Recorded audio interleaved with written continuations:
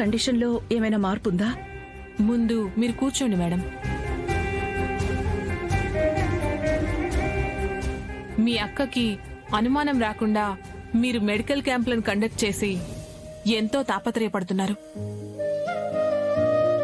But I'm sorry to say this, ఈ reports లో కూడా తనకు అటాక్ అయిన డిసీజ్ మరింత ఫార్వర్డ్ స్టేజ్ కి వెళ్ళినట్టు చూపిస్తోంది.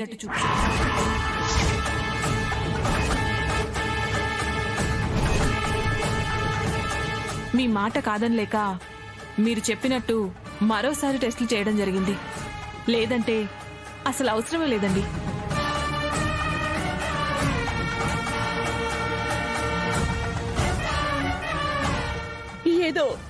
ఏదో అద్భుతం జరిగి దేవుడి దయ వల్ల రిపోర్ట్స్ లో మార్పులు జరగాలని నా ఆశ డాక్టర్. మీరు ఆవిడ చెల్లెలవడం ఆవిడ అదృష్టం. కానీ తను మీ అందరినీ వదిలి కొన్ని రోజులలో తను వెళ్ళిపోవడం తన దురదృష్టం. ఆ దురదృష్టాన్ని అదృష్టంగా మార్చాలని నేను అనుకుంటున్నాను. కొన్ని మెడిసిన్స్ ఇస్తున్నాను, ఇవి తనకు తెలియకుండా వాడించండి.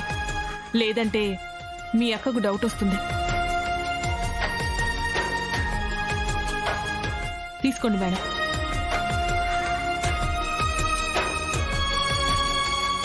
ఇవి తన పెయిన్ తెలియకుండా మాయ చేస్తాయి తప్ప మరణాన్ని ఆపలేము.